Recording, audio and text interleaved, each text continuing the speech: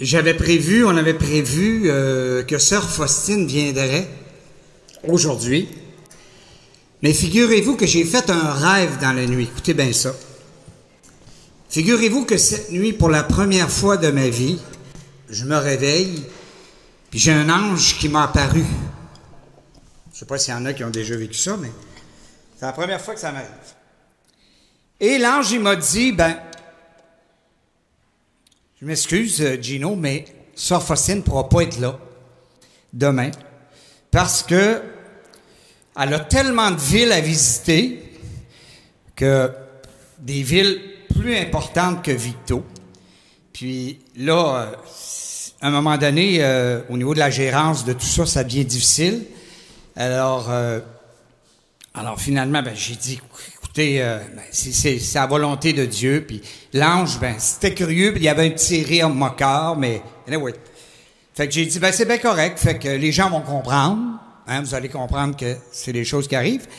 Et comme je connais pas mal la vie de Sainte Faustine, je vais plutôt vous faire des chansons entremêlées de témoignages, de discours. Fait que, mais ça ne nous empêche pas quand même de rester unis à elle, puis d'accepter la volonté de Dieu telle que c'est. Alors, on va prendre la chanson numéro 6. Et cette chanson-là, justement, c'est une chanson que j'ai composée pour elle. Dans les couplets, c'est vraiment Jésus qui lui parle.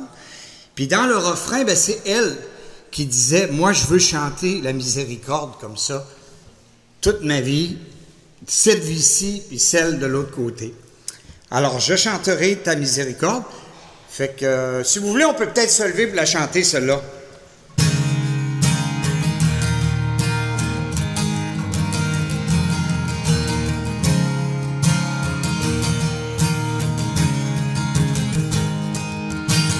Oui, je chanterai que Dieu est miséricorde, que du ciel il veille sur la terre. Et je proclamerai en tout lieu sa miséricorde et ses merveilles, puisque son nom est Père. On essaye ça encore? Oui, je chanterai que Dieu est miséricorde, que du ciel il veille sur la terre.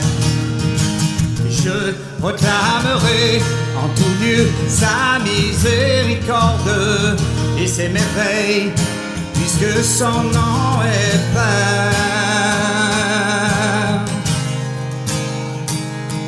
Son nom est Père. Ton cœur est pour moi un délice quand tu imites ma simplicité et que tu désires que s'accomplisse en tout. Oh! Wow! Merci! Mais pourtant, j'ai eu un ange qui m'a apparu, Sainte Faustine. Oh, mon cher Gino, ne te souviens-tu pas qu'à moi aussi, il m'est déjà apparu un ange qui m'a demandé de brûler mon petit journal. Évidemment, mon père spirituel n'était pas présent à ce moment. Oh, puis vous aviez brûlé votre journal. J'ai brûlé mon journal. Et qu'est-ce que vous avez eu comme conséquence? De le réécrire. J'ai dû le réécrire en entier, oui. Alors, écoutez, on est très, très contents que vous soyez là. Et je me souviens dans vos écrits que vous aimiez chanter. Vous avez même chanté la veille de votre mort, là. Vous avez demandé à une sœur de chanter, vous ne voulez pas. Vous êtes parti à chanter. Et quand vous étiez bonne, tout ça, vous occupiez des enfants, vous aimiez ça chanter, puis la dame Aldona qui vous a reçu, elle a témoigné de ça. Alors, comme je figure que vous m'avez inspiré les chansons que j'ai écrites pour vous, alors vous connaissez certainement la mélodie, alors on va partir du refrain une fois, fait que vous embarquerez, j'espère que vous allez vous souvenir. Ah oui, bien sûr, si vous n'êtes pas trop difficile. Oui, je chanterai que Dieu est miséricorde, que du ciel il veille sur la terre. C'est ça. Ah oui. Je proclamerai en tout lieu sa miséricorde et ses merveilles, puisque son nom est plein. On peut vous approcher du micro, sœur Faustine. Son nom est plein. Que rien ne déroute ta candeur. Ça, c'est ce que vous disait Jésus. Absolument. Quand surviennent tempêtes et humiliations, et quand se pointe doute et frayeur, ne cherche qu'en mon aide consolation. Tout le monde ensemble. Oui, je chanterai que Dieu est miséricorde, que du ciel il veille sur la terre. Et je proclamerai en tout lieu sa miséricorde et ses merveilles, puisque son nom est plein. Son nom est plein.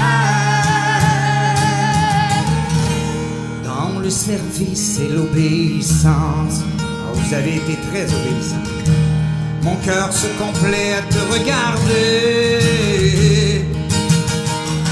Tu te fais complice par ta confiance. Aussi il me plaît de t'exaucer. Oui, je chanterai que Dieu est miséricorde, que du ciel il veille sur la terre. Et je proclamerai en tout lieu sa miséricorde et ses merveilles, puisque son nom est plein. Dernière fois. Oui, je chanterai que Dieu est miséricorde, que du ciel il veille sur la terre.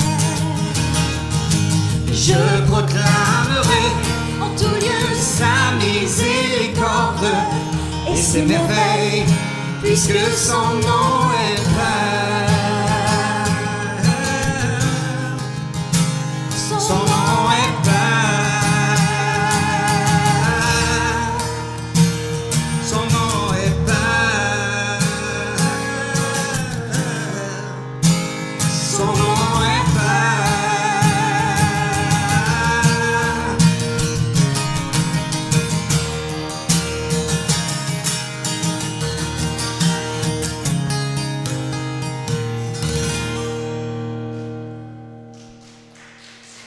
Ah, ben c'est très intéressant de vous entendre chanter pour la première fois.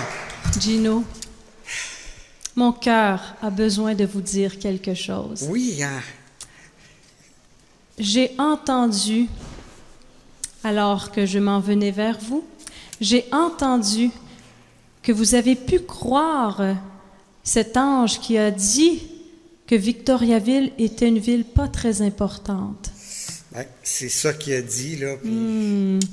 Ne croyez jamais cette voix qui vous parle parfois à l'esprit, parce que chacun de vous est tellement précieux et important pour le cœur miséricordieux de notre Jésus. Amen. Amen. Dites-le Amen. Oui. Amen. Alors, je vous invite à vous asseoir. Si vous voulez vous asseoir, ben vous avez une chaise au coin. J'avais prévu quelque chose pour vous hier. Oui. C'est pour ça que le setup est là, la chaise, le lutrin. Bien sûr, parce que... J'espérais oui. peut-être, là. Oui, oui, sur cette terre, le poids de ce monde se fait sentir et je vais profiter de cette chaise. Bon, c'est bien. Alors, moi, savez-vous, en vous entendant chanter, là, comme ça, là, je me dis que si vous étiez de nouveau sur Terre, je vous proposerais une émission qui est très populaire, qui s'appelle La Victoire de l'amour. Oh. Pour que vous chantiez là, puis je suis sûr qu'il vous engagerait, parce qu'il me semble que vous avez de quoi dans votre voix, là, puis on est content ici, à Victoriaville, d'être des privilégiés, de vous recevoir. Merci beaucoup. Merci beaucoup. Alors, Gino, c'est important de se rappeler cette communion des saints, n'est-ce pas? Quand dans votre petite chapelle à la miséricorde, vous récitez le chapelet à la miséricorde divine, devant le tableau que Jésus... Où est-il, ce tableau, aujourd'hui? Il est en arrière là-bas. Ah, voilà. Et regardez voilà. ça ici, il y en a un autre un peu plus petit. Oh, Jésus. Tel que vous l'avez fait peindre. Tel que je l'ai fait peindre. Donc, quand vous vous retrouvez devant ce tableau, à l'heure de la divine miséricorde, Jésus est tellement heureux. Merci de me permettre de vivre ce beau moment avec vous, Gino, aujourd'hui. Ah ben, savez-vous, des fois, nous, on manque de foi, on prie, puis on ne s'imagine pas qu'on est entouré de la communion des saints. Absolument. Et Jésus est toujours avec vous. Toujours. Ah ben, si vous le dites, on vous croit. C'est sûr. Et, comme vous voyez, ben ici, on essaie quand même d'être actif. On dit le chapelet à la miséricorde la semaine. On essaie de se réunir un petit groupe. On invite les gens à venir et à le faire chez eux. On fait aussi le chemin de croix que Jésus vous avait demandé de faire à 3 heures, hein, lors de l'heure de la miséricorde.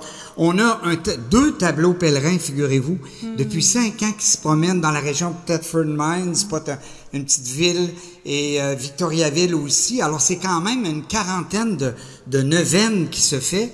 Et il y en a qui font la neuvaine perpétuelle. Fait qu'on est vraiment en communion à chaque jour avec vous. Puis, aussi, le tableau, comme le beau tableau, on en a un de 6 pieds. Ben, bientôt, ben, il y en a un qui a été installé à Terrebonne. Et bientôt, il y en a un qui va être au sanctuaire de Chester, un beau sanctuaire marial. Et on a 2 personnes ici de Rawdon là, qui se sont occupées des frais de ça. Alors, levez-vous donc là, pour qu'on vous voie. C'est magnifique. Et imaginez-vous que ce couple-là, Claudette et Michel, sont allés visiter Vilnius, Varsovie, Płock, Cracovie, les lieux où vous avez passé. Fait que, écoutez, comme c'est beau. Fait que, apôtre de ma miséricorde. Exactement. Et à tous les jours.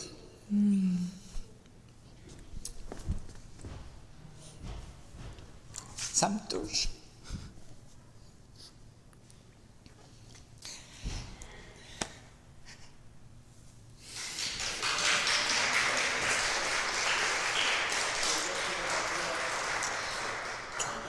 Qu'est-ce qu'il y a tous les jours?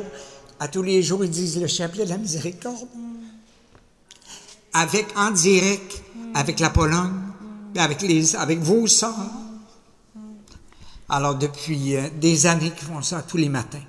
Fait que c'est une grâce extraordinaire, parce qu'à chaque fois où vous faites cela, vous et chacun de vous ici présents, des millions d'âmes reviennent à Jésus par sa divine miséricorde.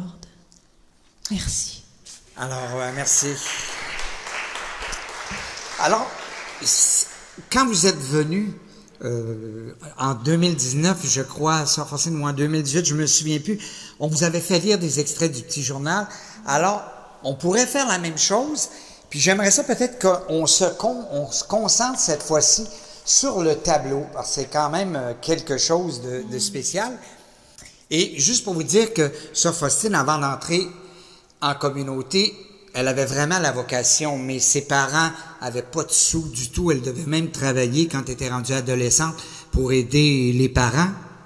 Et un moment donné, elle demandait et les parents refusaient jusqu'au jour où, à un moment donné, elle est dans un bal dehors, à l'extérieur, et il y a un jeune homme qui lui demande pour danser, et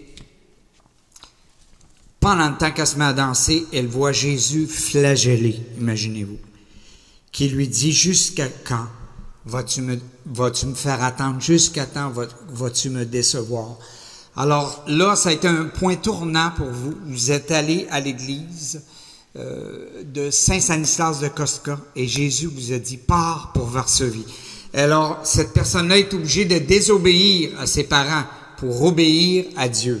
Alors, c'est des choses qui arrivent des fois quand c'est une vocation comme ça. Et finalement, elle s'est retrouvée, après 1 an, elle a fallu qu'elle travaille 1 an comme bonne pour ramasser ses sous pour pouvoir entrer en communauté.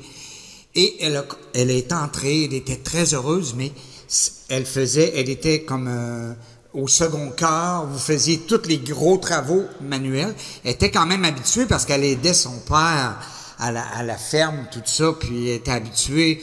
C'était elle à qui était confié où était caché le fusil. Fait que c'est pas rien. Il y avait 3 filles. C'est elle qui savait où était le fusil de chasse au cas où. Et Je ne l'ai jamais utilisé. c'est ça. C'est bien de le préciser. Et finalement, vous êtes entrés et vous avez été déçus. Puis là, vous vous disiez, je pense que je vais aller dans une communauté plutôt contemplative. Et là, vous aviez pris votre décision et encore une fois en entrant, Jésus vous apparaît, le visage dans le rideau, en pleurs. Puis là, vous avez dit, mais donc, qui t'a fait de la peine comme ça? Jésus vous a répondu, c'est toi, si tu pars d'ici, parce que je te réserve de nombreuses grâces. Alors, imaginez-vous, vous êtes resté dans la communauté, vous êtes allé parler au prêtre après, puis c'était réglé. Mais vous étiez fatigué, tout ça, et là, on vous envoyait en vacances. Puis là, vous allez nous raconter un récit, parce que vous avez vécu une expérience que peu de gens vivent, et je pense que ça va être utile pour notre monde ici. Oui. Voici donc l'extrait de la visite du purgatoire. Notre chère mère supérieure m'a envoyée avec 2 autres sœurs en vacances à Skolimouf, non loin de Varsovie. C'est alors que j'ai demandé au Seigneur, « Pour qui encore dois-je prier ?» Jésus m'a répondu qu'il me ferait savoir la nuit suivante pour quelle personne je devais encore prier. J'ai vu alors mon ange gardien. Il m'a ordonné de le suivre. En un instant, je me suis trouvée dans un endroit enfumé et rempli de flammes, où il y avait une multitude d'âmes souffrantes. Ces âmes prient avec ferveur, mais sans aucune efficacité pour elles-mêmes. Nous seuls pouvons venir à leur aide. Les flammes qui les brûlaient ne m'atteignaient pas. Mon ange gardien ne m'a pas quitté un seul instant. J'ai demandé à ces âmes quelles étaient leurs plus grandes souffrances. Et elles m'ont toutes répondu que ce dont elles souffraient le plus, c'était leur nostalgie de Dieu. J'ai vu la Mère de Dieu visiter les âmes du purgatoire. Les âmes appellent Marie « étoile de la mer ». Elle leur apporte du soulagement. Je voulais leur parler plus longtemps, mais mon ange gardien m'a fait signe qu'il fallait partir. En quittant cette prison remplie de douleur, j'ai entendu une voix intérieure me dire « Ma miséricorde ne veut pas cela, mais la justice l'exige. » Depuis, je suis en relation plus étroite avec les âmes qui souffrent au purgatoire. Quelle expérience! Ça a dû, après ça, transformer votre prière. On lit dans votre petit journal là, que vous avez prié beaucoup. Et suite à ça, il y a des âmes qui sont venues vous voir. Et c'était quand même pas facile parce que les mères supérieures trouvaient ça un petit peu difficile qu'une sœur du 2e quart arrive avec des phénomènes comme ça de prier pour telle sœur parce qu'elle est apparue. Alors, ça demandait de la foi. C'était pas évident. Et une phrase que je retiens, ces âmes prient avec ferveur, mais sans aucune efficacité pour elles-mêmes. Donc, c'est vraiment nous qui pouvons les aider à se libérer. Alors ça, je retiens ça de cette expérience-là. Et suite, finalement, à cette expérience-là, vous avez vécu toutes sortes de choses. Vous avez pris votre nom, Sœur Marie-Faustine, qui est devenue, plus tard, vous avez ajouté du Saint-Sacrement. On connaît moins ça, mais elle faisait tellement d'adoration que vous avez voulu ajouter ça. Et vous avez vécu une nuit de l'esprit. Alors ça, c'est quelque chose à vivre, là, où que tout est sec, mais tu continues à croire puis à avancer, tout ça. Et un coup que vous avez fait vos premiers vœux, là, on s'est mis à vous envoyer d'une ville à l'autre. Puis, quand vous étiez jeune, vous disiez que vous vouliez devenir une pèlerine. Alors, c'est ça que Sœur Faustine a fait. Imaginez-vous que sur 13 maisons que la communauté avait, des sœurs de Notre-Dame de la Miséricorde, imaginez-vous, elle a visité 10 maisons où elle a resté, où elle est allée faire du remplacement. Et il y avait une chose qui ressortait, puis ça, les sœurs en témoignent, c'est que quand vous vous déplaciez, vous saviez vous adapter à l'endroit. Vous étiez pas problématique, contrairement des fois à d'autres qui chignaient, qui se plaignaient. Mais vous avez toujours accepté ces changements-là comme la volonté de Dieu. Et ça, c'est tout à votre mérite. Et un jour, vous vous êtes retrouvés à Poitiers, où vous êtes allé. Hein? Je crois que vous êtes allé à Poitiers. Et là, ça a été le renversement à 25 ans et demi, un 22 février 1931. Alors, je vous laisse nous raconter ça. Ce soir, alors que j'étais dans ma cellule, j'ai vu le Seigneur Jésus revêtu d'une tunique blanche. Il avait une main levée pour bénir, et de l'autre, il écartait son vêtement sur sa poitrine. De sa tunique entr'ouverte jaillissaient 2 grands rayons, l'un rouge et l'autre translucide. Je contemplais le Seigneur en silence, l'âme saisie de crainte, mais aussi remplie d'une immense joie. Au bout d'un instant, Jésus m'a dit, « Peins un tableau selon le modèle que tu vois, avec l'inscription « Jésus, j'ai confiance en toi ». Je désire que l'on vénère ce tableau, d'abord dans votre chapelle, puis dans le monde entier. Je promets que l'âme qui vénérera ce tableau ne sera pas perdue. Je lui promets aussi la victoire sur ses ennemis dès ici-bas, et particulièrement à l'heure de la mort. Je la défendrai moi-même comme ma propre gloire. » Lorsque j'ai dit cela à mon confesseur, j'ai reçu la réponse suivante. « Cela concerne votre âme, et aussi peignez l'image de Dieu dans votre âme. » Mais quand je suis sortie du confessionnal, j'ai entendu à nouveau ces paroles. « Mon image est déjà dans ton âme. Je désire qu'il y ait une fête de la miséricorde. Je désire que ce tableau que tu peindras au pinceau soit solennellement béni le premier dimanche après Pâques. Ce dimanche doit être la fête de la miséricorde. Je désire que les prêtres proclament mon immense miséricorde envers les âmes des pécheurs, que les pécheurs n'aient pas peur de s'approcher de moi. Les flammes de ma miséricorde me brûlent. Je veux les répandre sur les âmes des hommes. » Et Jésus s'est plaint à moi en ces termes. « La méfiance des âmes me déchire les entrailles, et je souffre encore plus de la méfiance des âmes choisies. Malgré mon amour inépuisable, elles ne me font pas confiance. Même ma mort ne leur suffit pas. Malheur à l'homme qui en abusera. » Lorsque j'ai dit à la Mère supérieure ce que Dieu exigeait de moi, elle m'a répondu qu'il fallait que Jésus se fasse connaître plus clairement par un signe.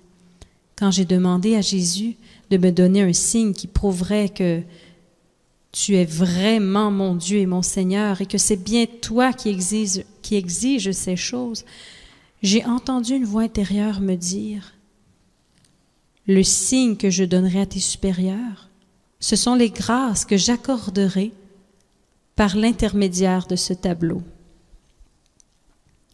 Lorsque j'ai voulu me soustraire à ces inspirations intérieures, Dieu m'a dit que le jour du jugement, il exigerait que je rende compte d'un grand nombre d'âmes.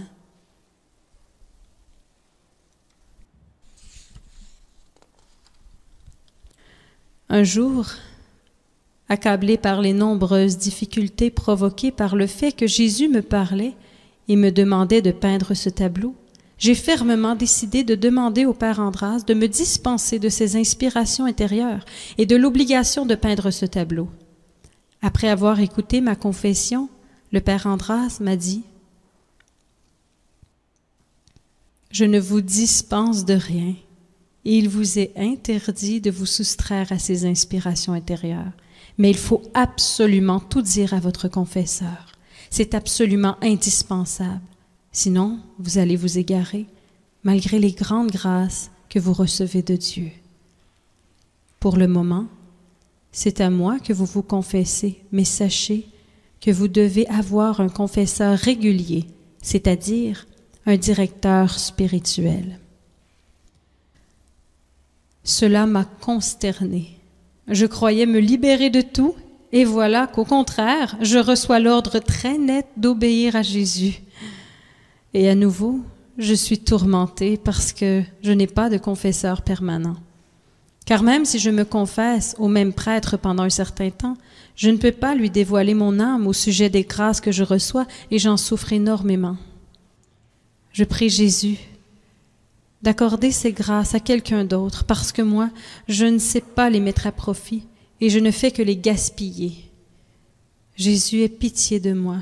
Ne me confie pas de si grandes choses car tu vois bien que je suis un grain de poussière qui n'est bon à rien. Cependant, la bonté de Jésus est infinie. Il m'a promis une aide visible sur la terre, et je l'ai obtenue peu de temps après à Vilnius. J'ai reconnu cette aide de Dieu en la personne de l'abbé Sopoćko. Avant de venir à Vilnius, je le connaissais déjà par grâce à une vision intérieure. Un jour, je l'ai vu dans notre chapelle, entre l'autel et le confessionnal. Et j'avais entendu une voix dans mon âme me dire « Voici l'aide visible pour toi sur la terre. C'est lui qui t'aidera à accomplir ma volonté sur la terre. » Un jour, épuisé par ces incertitudes, j'ai demandé à Jésus « Jésus, es-tu mon Dieu ou bien un fantôme ?» Car mes supérieurs me disent qu'il y a des illusions et des fantômes de toutes sortes. Si tu es mon Seigneur, bénis-moi, je t'en prie. Aussitôt, Jésus a fait un grand signe de croix sur moi.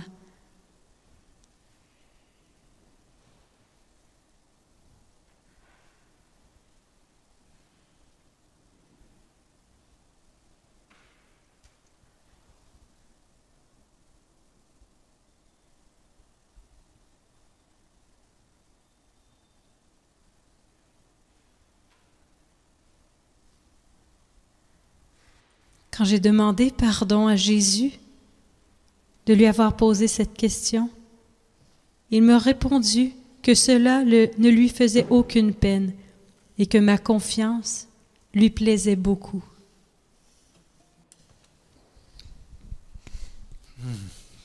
Tout un récit, c'est quelque chose à entendre et ça doit être quelque chose aussi d'essayer de mettre ça en mots, cette expérience-là, parce que ça a l'air de rien, mais quand on a même des rêves, nous, puis qu'on essaie de les écrire, là, sans souvenir, mais quand on a autant de grâce spéciale d'essayer de mettre ça en mots, et vous le disiez comme c'était difficile. Mais ma confiance lui plaisait beaucoup. Alors, c'est vraiment de quoi qui était vraiment beau de votre part. Et c'est vrai que ça n'a pas été facile. Imaginez-vous, ça a pris 2 ans avant que se réalise sa rencontre avec son directeur spirituel. Alors, elle a vécu vraiment des moments difficiles parce que Sophocine était ballottée. Alors, ses sœurs disaient, les supérieurs, parlez-en au prêtre qui venait confesser 1 fois par semaine. Mais c'était pas son directeur spirituel, elle n'en avait pas. Alors, elle allait se confesser, puis finalement, le confesseur disait, écoutez, parlez-en à vos sœurs, à vos mères supérieures. Alors, elle était ballottée, un à l'autre comme ça. Puis il y a même un prêtre, un moment donné, qui vous a dit, venez plus vous confesser à moi, là. Puis c'était trop pour lui. Fait que c'est quelque chose. Alors, vous avez vraiment vécu ça difficile pendant 2 ans. Puis, il y avait un beau texte que j'avais pensé sur la souffrance que vous avez vécue. Mais on va faire une chanson qui va un peu dans le style de ce texte-là que vous avez écrit, qui est très, très beau. Et, vous savez, il y a un prêtre qui est très connu, Marie-Claude en a parlé tout à l'heure. Elle a passé, imaginez-vous, par son village pour venir ici. Alors, Robert Lebel, il écrit une superbe de chansons sur, justement, les temps de sécheresse, tout ça. Et je ne sais pas si son nom s'est rendu jusque dans les hauteurs. Nous connaissons très bien Robert Lebel. Ah oui? Très bien. C'est un apôtre de la miséricorde du Seigneur. Et est-ce que vous connaissez ses chansons? Nous connaissons très bien son répertoire. Ah oui? Je devrais pouvoir vous accompagner. Ah, bon, ben écoutez, magnifique. Alors, on va essayer ça. Alors, une pièce qui s'appelle « Quand tu verras ».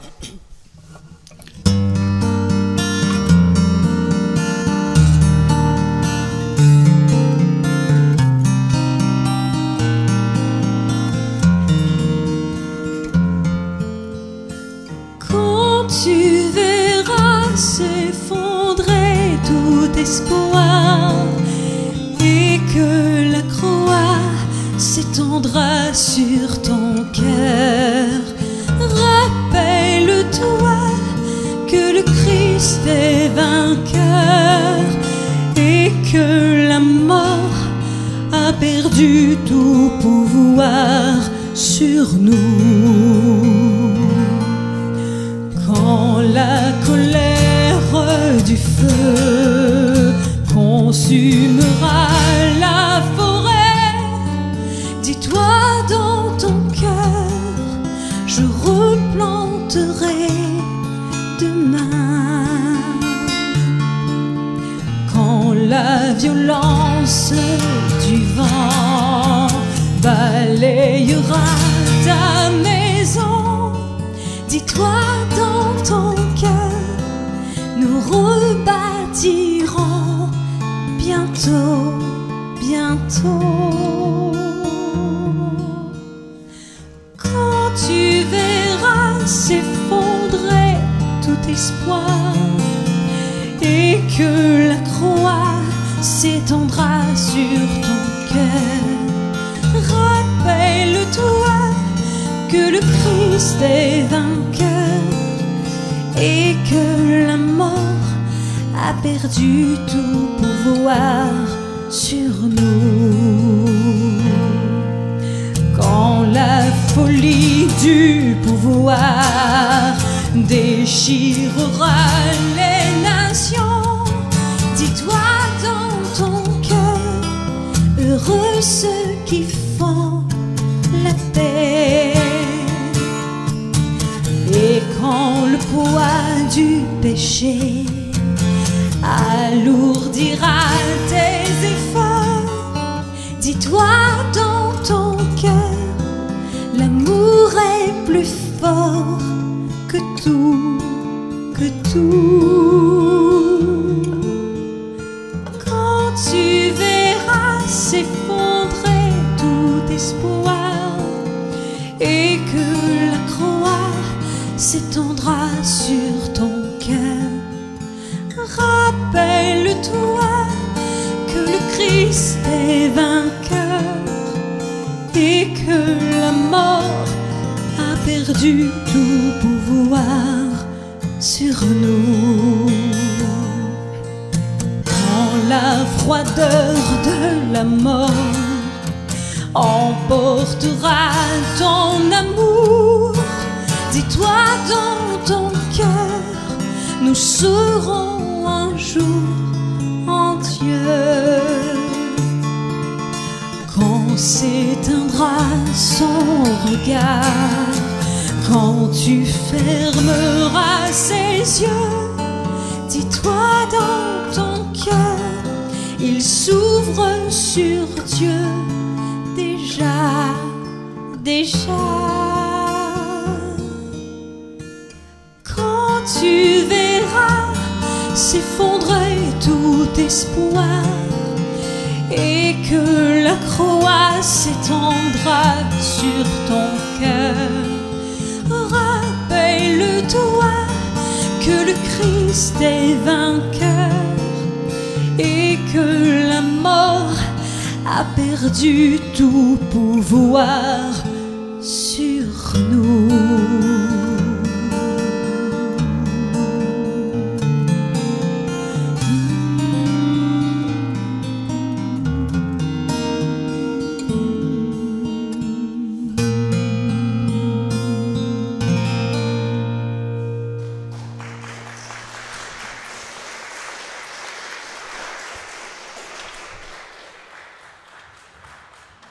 Alors, je crois qu'on va se souvenir de votre voix sur Terre. Ça va nous faire un beau souvenir. Et ici, on a des petites caméras qui filment. Alors, on va pouvoir se réécouter ce moment-là, très, très doux avec vous. Surtout avec une réalité que les gens vivent beaucoup, hein, tu sais, aussi le désespoir. Il y a tellement de désespoir dans notre société parce que les gens sont loin de Dieu.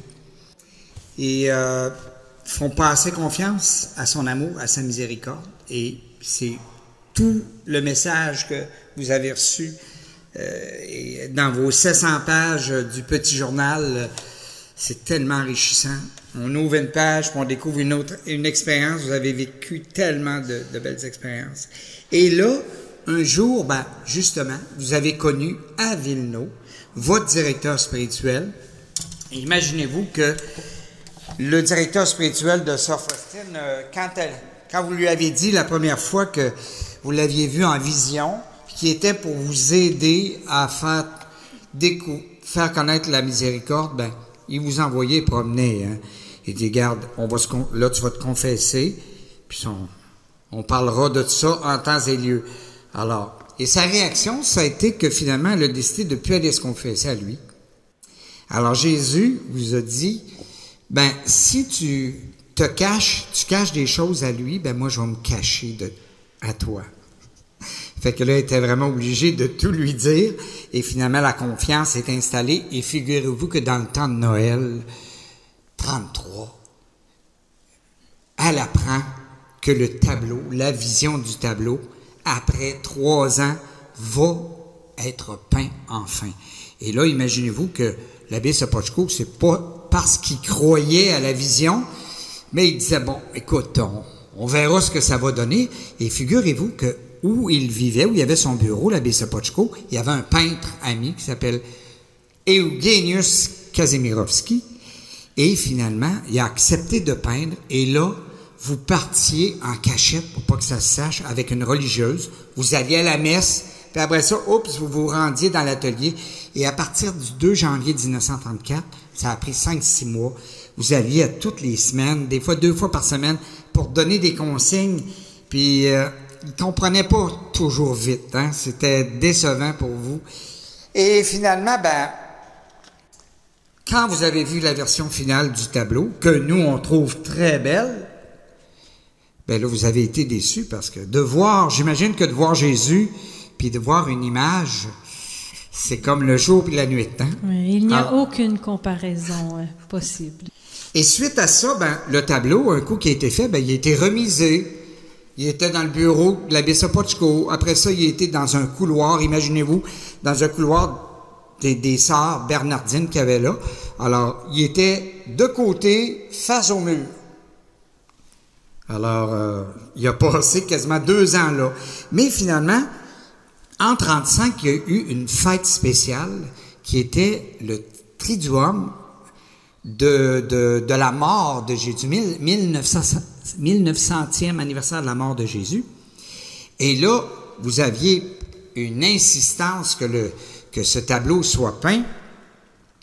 Et finalement, même le Seigneur était déçu de l'abbé Sopocko, puis vous lui aviez dit, et finalement, il est arrivé providentiellement un téléphone. Bon, est-ce que vous viendriez prêcher à tel endroit, à Ostrabrama?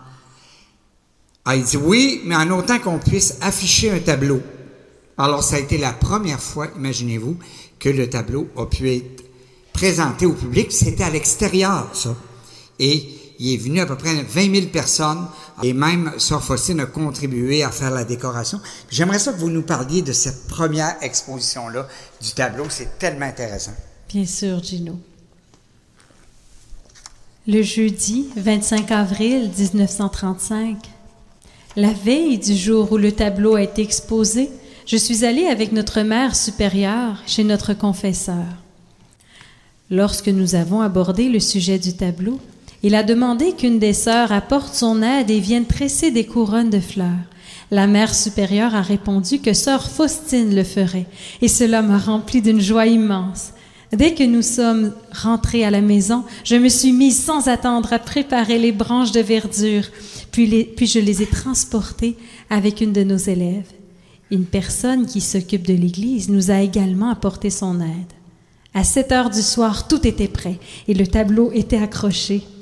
Comme des dames m'avaient vu m'affairer autour de ce tableau, même si je les gênais sans doute plus que je ne les aidais, elles ont demandé aux sœurs le lendemain ce qu'était ce tableau et ce qu'il signifiait.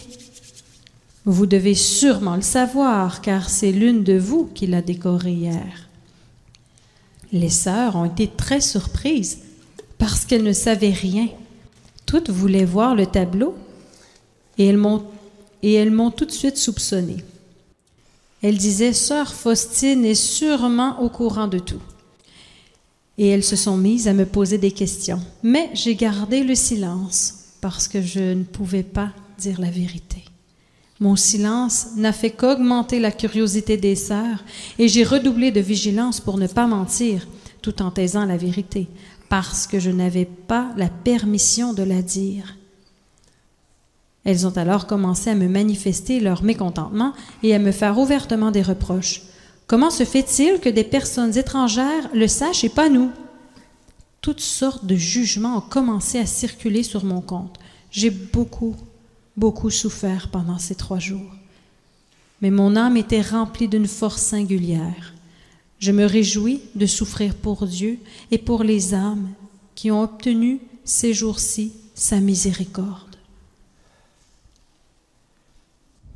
Quand je vois comme elles sont nombreuses, je tiens pour rien les peines et les souffrances, même les plus grandes, et même si elles devaient durer jusqu'à la fin du monde, parce qu'elles auront une fin, alors que les âmes qui se sont converties grâce à cette fête sont sauvées de tourments qui, eux, n'ont pas de fin.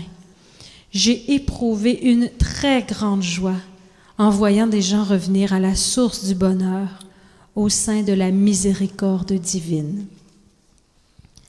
Et lorsque ce tableau a été exposé, j'ai vu Jésus tracé d'un geste vif de la main et d'un grand signe de croix. Et le soir même, quand je me suis couchée, j'ai vu le tableau survoler la ville, et cette ville était couverte de grillages et de filets.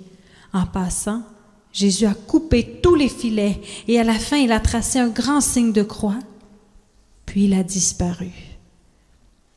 Et je me suis vue entourée d'un grand nombre d'êtres malfaisants et brûlant d'une immense haine envers moi. Leur bouche proférait toutes sortes de menaces, mais aucun ne m'a touchée. Au bout d'un moment, cette vision a disparu, mais j'ai mis longtemps à m'endormir.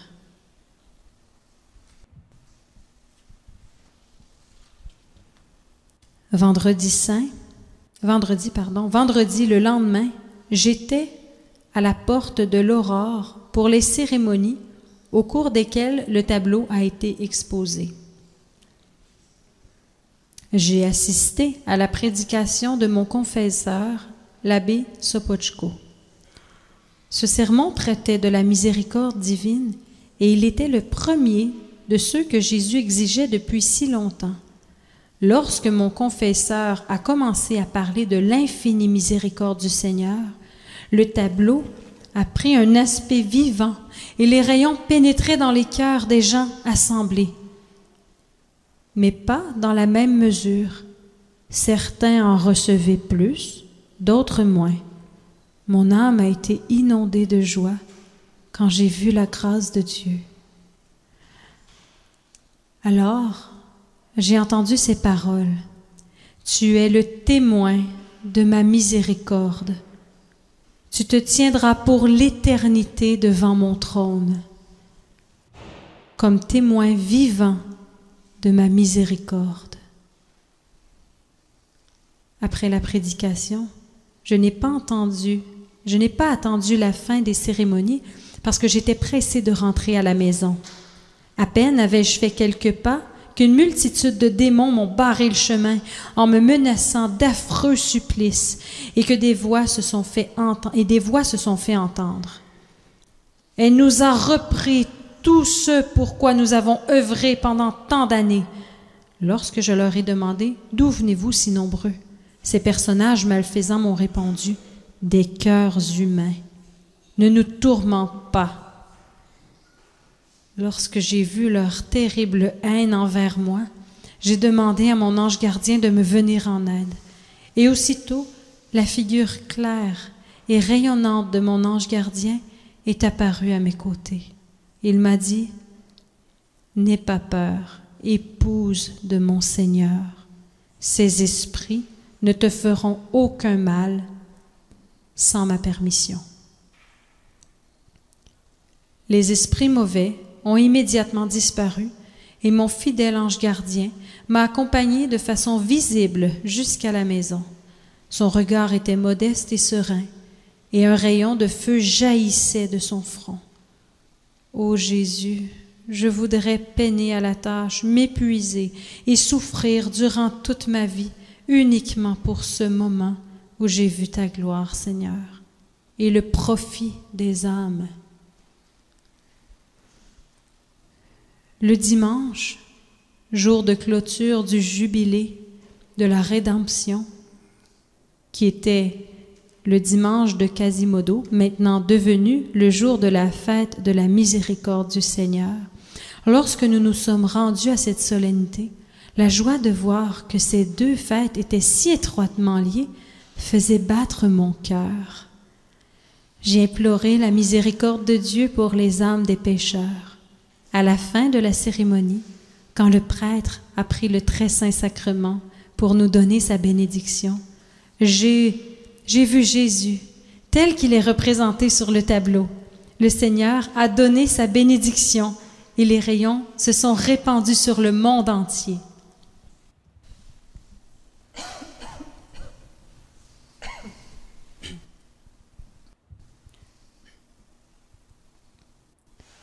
Alors j'ai vu une clarté inaccessible qui avait la forme d'une demeure en cristal, tissée d'ondes de clarté impénétrable à toute créature et à tout esprit.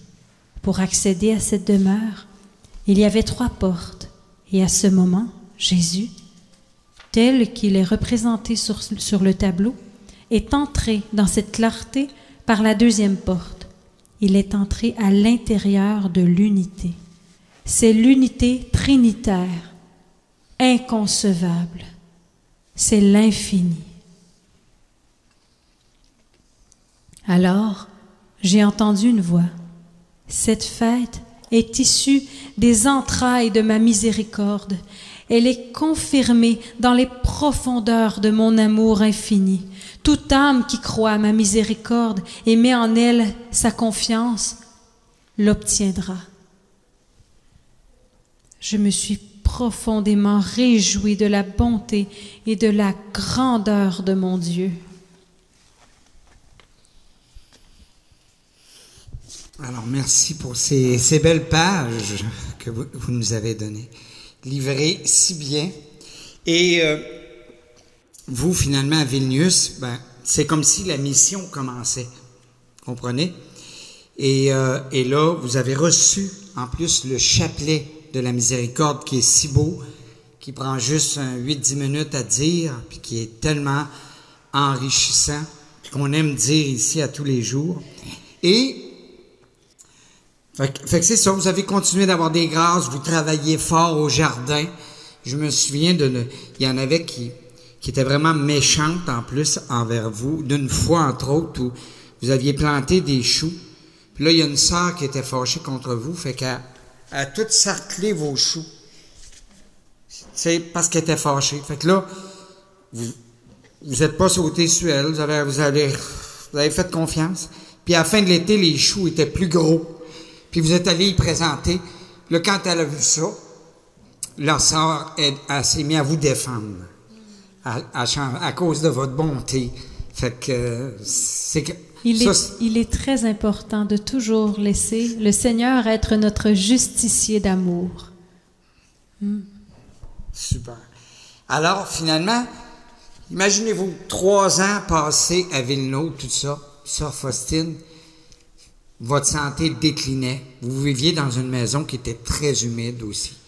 Et les médecins à Villeneuve s'entendaient pas sur ce que vous aviez, pensaient que vous simuliez. Et finalement, vous avez fini par être rapatrié à Varsovie où on a découvert que finalement, vous aviez la tuberculose qui se préparait toutes ces années-là. Puis c'est pour ça que vous étiez malade. Même tantôt, on vous a entendu tousser un petit peu. Il doit rester un petit quelque chose là, de tuberculose. Je sais pas. C'est ça que j'ai pensé, là. De retour sur cette terre, évidemment. C'est ça. Quand on vient ici, hein, c'est avec les limites. Hein. Alors là, alors finalement, imaginez-vous, elle a trouvé son confesseur. Le tableau est peint, il est exposé, puis là, on travaille pour qu'il soit exposé officiellement dans une église. Là, on vous demande de revenir quasiment à la case départ. À 700 km plus bas, vous étiez là-bas, puis là, vous vous retrouvez là, à finir vos jours les 2 dernières années à Cracovie. Et là, vous avez dû aller dans un sanatorium pour tuberculeux. Et là, ça a été un peu spécial parce que vous qui étiez beaucoup en contact juste avec des sœurs, là, vous vous trouviez en contact avec des laïcs parce que vous étiez une malade parmi les autres qui étaient là. Mais là, Jésus, il s'est mis dans la nuit à se révéler à vous. Puis, il y avait des gens qui mouraient, tout ça. Alors là, il vous a fait expérimenter le chapelet de la miséricorde, sa force, puis pourquoi faut le dire. Puis même, il vous faisait vivre des petites expériences. Vous regardiez l'heure, vous priez d'un coup, OK, vous aviez pas envie de prier, puis bang, vous reteniez l'heure, puis le lendemain, la personne était morte à cette heure-là. Alors ça serait peut-être intéressant, justement, là, vous avez vécu une expérience par rapport à un jeune agonisant. Je pense que ça serait très enrichissant que vous nous partagiez ça. Oui, cet extrait est particulièrement touchant. Ouais. Ce soir, un homme encore jeune était à l'agonie et souffrait beaucoup. J'ai commencé à réciter à son intention le chapelet que le Seigneur m'a appris. Je l'ai dit en entier. Comme l'agonie se prolongeait, j'ai voulu commencer les litanies des saints. Mais soudain, j'ai entendu ces mots. Récite le chapelet. J'ai compris que cette âme avait besoin d'une grande aide de la prière et d'une grande miséricorde. Je me suis donc enfermée dans ma chambre. Je suis tombée, les bras en croix, devant Dieu et je me suis mise à mendier sa miséricorde pour cette âme. Alors j'ai ressenti l'immense majesté de Dieu et son immense justice. J'étais glacée d'épouvante. Mais je n'ai pas cessé d'implorer Dieu d'accorder sa miséricorde à cette âme. J'ai enlevé la petite croix qui est sur ma poitrine. C'est celle de mes vœux. Je l'ai posée sur la poitrine de l'agonisant et j'ai dit au Seigneur, Jésus, regarde cette âme avec le même amour que celui avec lequel tu as regardé mon holocauste le jour de mes vœux perpétuels. Et en vertu de la promesse que tu m'as faite pour les agonisants, et ceux qui invoqueront ta miséricorde pour eux. Le mourant a alors cessé de souffrir. Il est mort en paix. Ah, combien nous devrions prier pour les agonisants. Profitons de la miséricorde divine pendant qu'il en est encore temps.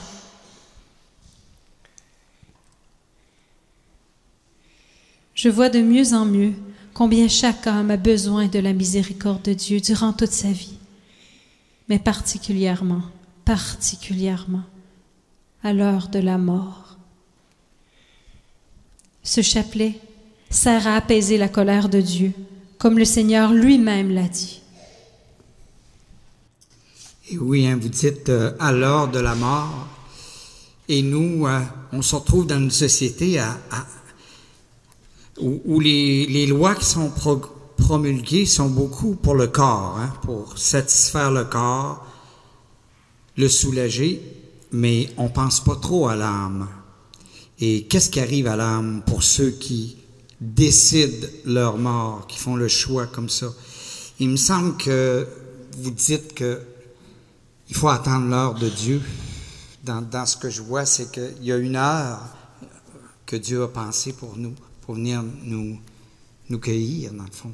Et même vous, le Seigneur, vous avez signifié 2 ans avant votre mort que vous alliez mourir. Et il y a une sœur qui a témoigné que vous aviez dit que vous alliez mourir le 5 octobre. Et vous êtes morte le 5 octobre. Ça veut dire qu'il y a une heure que Dieu choisit.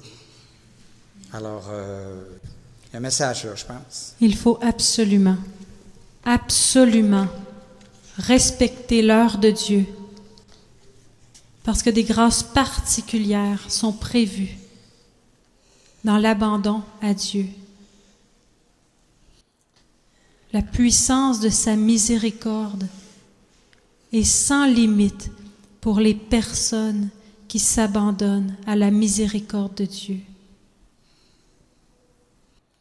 Et je me souviens de quoi dans le petit journal. Imaginez-vous, Sœur Faustine, vous aviez tellement hâte de retourner aller voir votre époux que des fois vous disiez à Jésus, « Viens donc me chercher, tu sais, qu'est-ce que t'attends? » Alors Jésus vous répondait, « Si tu savais toutes les journées, tout ce que tu vas chercher en grâce à chaque jour, tu n'en voudrais pas une de moins. » Alors, chaque journée est importante. Alors, quand on l'offre, si on est malade, on l'offre, ça prend tout un sens. Alors, faut faire confiance. Et ça, Faustine, l'heure avance. Et j'aimerais qu'avant que vous partiez, qu'on fasse une dernière chanson sur votre vie. Mais avant, vous allez nous raconter quelque chose de vraiment fantastique. Imaginez-vous, Sœur Faustine, elle a vu de son vivant l'établissement de la fête de la miséricorde. Et l'établissement de la fête de la miséricorde, a été fait le 30 avril 2000 à sa canonisation. Alors, elle a assisté, ni plus ni moins, au jour de sa canonisation, mais 63 ans avant, ou à peu près. Puis, elle voyait des écrans, elle voyait qu'à Rome, on voyait Cracovie, et à Cracovie, on voyait Rome. Puis là, elle comprenait pas, elle disait, je vois les deux simultanément. Puis imaginez-vous, c'est ça qui s'est passé le 30 avril, ils ont diffusé. Elle a vécu ça. Alors racontez-nous donc ça avant qu'on fasse une dernière chanson. C'est aujourd'hui le 7e jour de la neuvaine. J'ai reçu une grâce immense et inconcevable. Jésus très miséricordieux m'a promis que je verrai la célébration solennelle de cette fête. Ce jour du mardi saint, 23 mars 1937, est un jour où Dieu m'a accordé de nombreuses grâces. Soudain, j'étais remplie de la présence de Dieu et je me suis vue à Rome, dans la chapelle du Saint-Père, et en même temps, dans notre chapelle. La célébration du Saint-Père et de toute l'Église était étroitement liée à celle de notre chapelle et en particulier à notre congrégation. J'ai donc participé à la célébration à la fois à Rome et chez nous. Cette célébration était si fortement liée à celle de Rome que même en écrivant, je ne peux pas bien les différencier, mais seulement raconter comment elles étaient, c'est-à-dire comment je les ai vues. J'ai vu que le Seigneur Jésus était exposé dans l'ostensoir, sur l'autel principal de notre chapelle. La chapelle était magnifiquement décorée et ce jour-là, toutes les personnes qui le voulaient pouvaient y entrer. La foule était si nombreuse que je ne pouvais l'embrasser du regard. Tous participaient à la célébration avec une très grande joie et beaucoup ont obtenu ce qu'ils désiraient. La même cérémonie se déroulait à Rome. dans un sanctuaire somptueux, et le Saint-Père l'a célébré en compagnie de tout le clergé. Soudain, entre l'autel et le Saint-Père, j'ai vu Saint-Pierre. Je n'ai pas pu entendre ce que disait Saint-Pierre, mais je sais que le Saint-Père comprenait ces paroles. Subitement, certains ecclésiastiques que je ne connaissais pas ont commencé à me poser des questions et à m'humilier, ou plus exactement, à examiner ce que j'avais écrit. Mais j'ai vu que Jésus lui-même me défendait et leur faisait comprendre ce qu'ils ne savaient pas.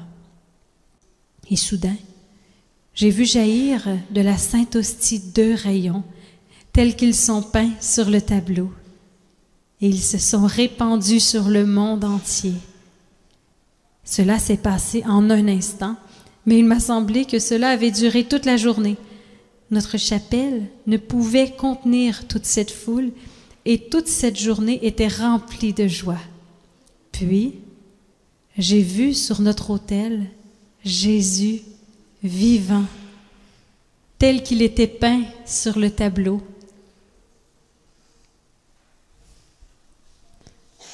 Pourtant, je sentais que ni les sœurs, ni les gens ne voyaient Jésus comme moi je le vois. Jésus a regardé avec une très grande bonté et une grande joie le Saint-Père, certains prêtres, tout le clergé, la foule et notre congrégation. Soudain, j'ai été emportée près de Jésus et placée sur l'autel, à côté du Seigneur, et mon esprit a été rempli d'une si grande félicité que je ne peux ni la concevoir, ni la décrire. Une paix et une plénitude, une quiétude profonde inondait mon âme. Jésus s'est penché vers moi et m'a demandé avec bienveillance, « Que désires-tu, ma fille ?» J'ai répondu, « Je désire que ta miséricorde soit glorifiée et vénérée. » Il a dit, « Je suis déjà vénérée par l'institution et la célébration de cette fête. Que désires-tu encore? » J'ai regardé la foule immense qui rendait gloire à la miséricorde divine et j'ai dit au Seigneur, « Jésus, bénis tous ceux qui sont rassemblés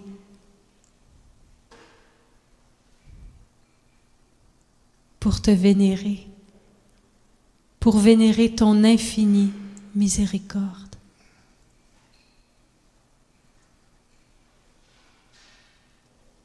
Jésus a tracé de la main le signe de la Sainte Croix. Cette bénédiction s'est reflétée sur les âmes par un éclat de lumière. Mon esprit a sombré dans son amour. J'ai senti que je m'étais comme perdue en Dieu et que je m'étais fondue en lui. Quand je suis revenue à moi, mon âme était plongée dans une paix profonde. Et il a été donné à mon intelligence une étrange compréhension de beaucoup de choses qui m'étaient incompréhensibles auparavant. Je suis extrêmement heureuse, bien que je sois la plus petite, et je ne voudrais rien changer à ce que Dieu m'a donné. Je ne voudrais pas même échanger avec un séraphin la manière dont Dieu me donne la connaissance intérieure de lui-même. Mon union intérieure avec lui, en particulier la profondeur de sa miséricorde qui m'enveloppe, est telle qu'aucune créature ne peut la comprendre.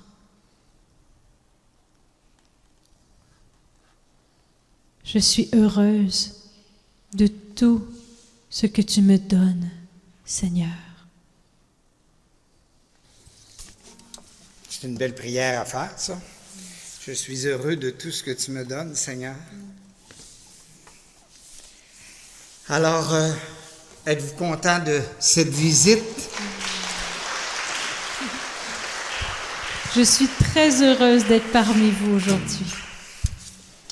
Et moi, je suis très heureux de m'être fait jouer un tour par l'ange et que vous soyez bien là. Alors, une chanson que j'aime beaucoup chanter, je vais vous la faire. Puis si vous vous sentez à l'aise, ben vous embarquez avec moi. C'est la chanson numéro 8. On peut peut-être se lever. Tu m'as fait signe. Alors, ça raconte, en résumé, votre vie. Je pense que j'ai réussi, inspiré par l'Esprit Saint et par vous, à vous décrire un peu dans cette chanson-là.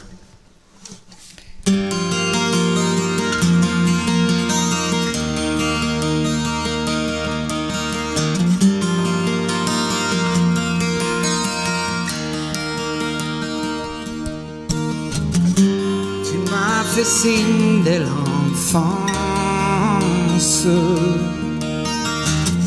Et j'ai pris goût à ta présence. Au creux de mes nuits vint ta lumière. Un ange pour cueillir chaque prière. Tu m'as fait voir ton visage qui fit naître en moi le courage, plus fort que tous les doutes qui se dressèrent sur ma route. Oh, ce que je dois écrire n'est qu'un pâle reflet de ta bonté. Ce que je dois souffrir à l'heure de ta croix, je l'offrirai. Ce que je dois décrire n'est qu'un pâle reflet de ta beauté. Et je n'ai d'autre désir que s'accomplisse en moi ta volonté. Que s'accomplisse en moi ta volonté.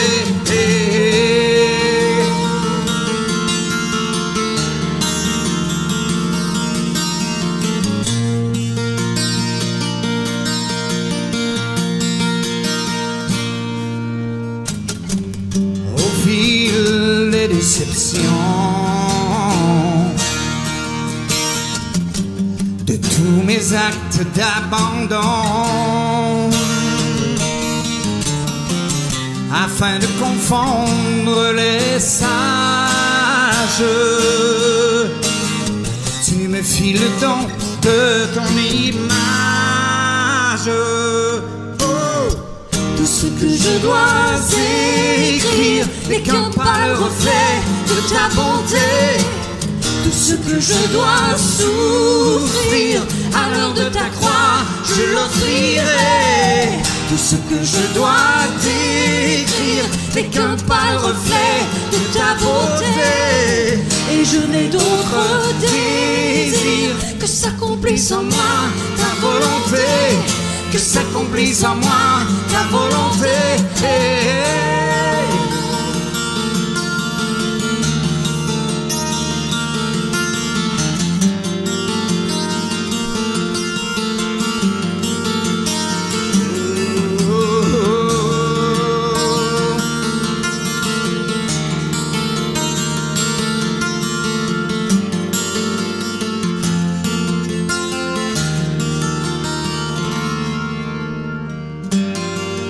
La vie est monotone, subsiste un trésor pour les hommes. Ta miséricorde en partage aux faibles et aux forts, d'âge en âge. Tout ce que je dois écrire n'est qu'un pâle reflet de ta bonté. Tout ce que je dois souffrir à l'heure de la croix, je l'offrirai. Tout ce que je dois décrire n'est qu'un pâle reflet de ta beauté. Et je n'ai d'autre désir que s'accomplisse en moi ta volonté, que s'accomplisse en moi ta volonté.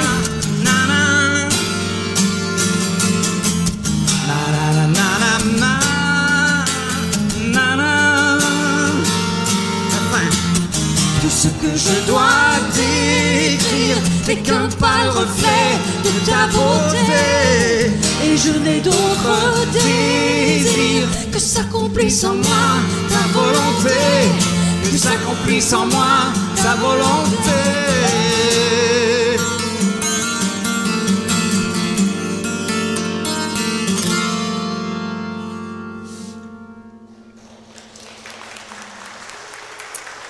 Alors maintenant, l'heure de la miséricorde que Jésus vous a enseigné arrive.